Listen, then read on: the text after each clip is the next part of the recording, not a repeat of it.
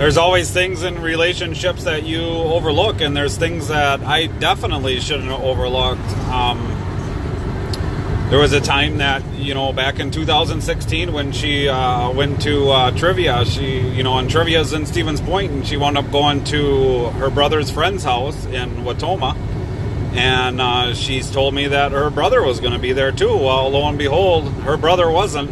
And when I had called her to ask her what was going on, she stated that her brother wasn't there, and she was there with 3 other gentlemen, and they were drinking. And I very, bluntly said that, I wasn't okay with that, and, but do what you're going to do. I mean, and, I wanted her to come home, and she still didn't. She proceeded to stay there the whole weekend with these 3 gentlemen, and I believe that there was other things going on back in 2016.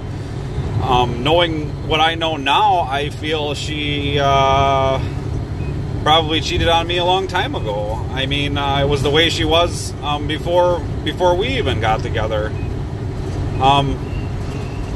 She kept stating to me at the end of the relationship that I was the only one that she never cheated on, which I find that hard to believe, with her opening up the relationship like she did. And I didn't want to have nothing to do with it. I mean, and she would, here, this is a Meet Me app. I want you to go on there. And then all of a sudden it was, I got these girls that want to meet up with you, and I wouldn't do it. And, she just didn't get it. And she continued and continued and continued. And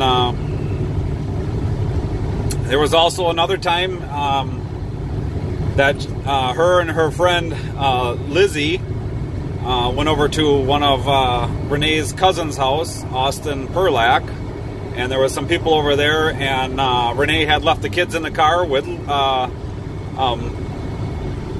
Lizzie, and she had proceeded to go to the basement and do something what she called a dab. And she thought it was the funniest thing ever. She did this dab, and these people told her she's going to get high as fuck. And she's like, no, and she took a hit of this, whatever it was something to do with marijuana and a blowtorch or something, I don't know.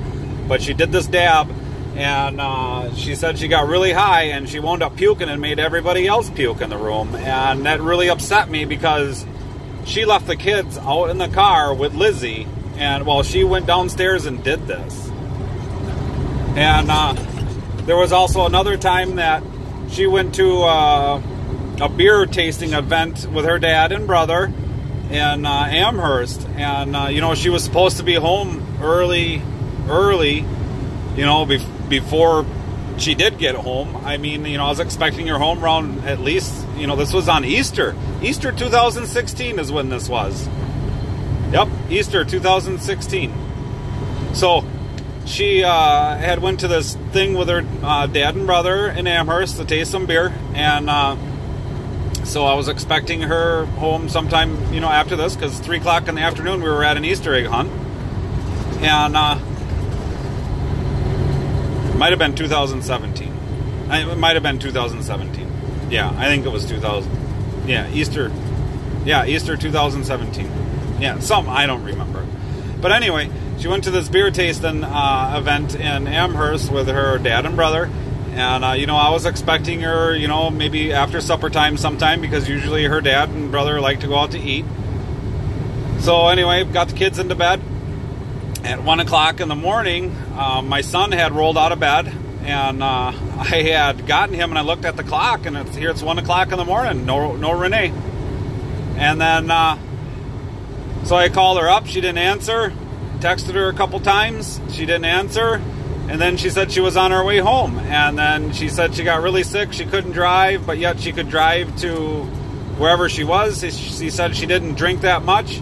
And then when she got home, she was wearing somebody else's pajama bottoms. And I don't know what happened, but everything that I put together, I got questions about my kids being mine. And it's just not a good feeling.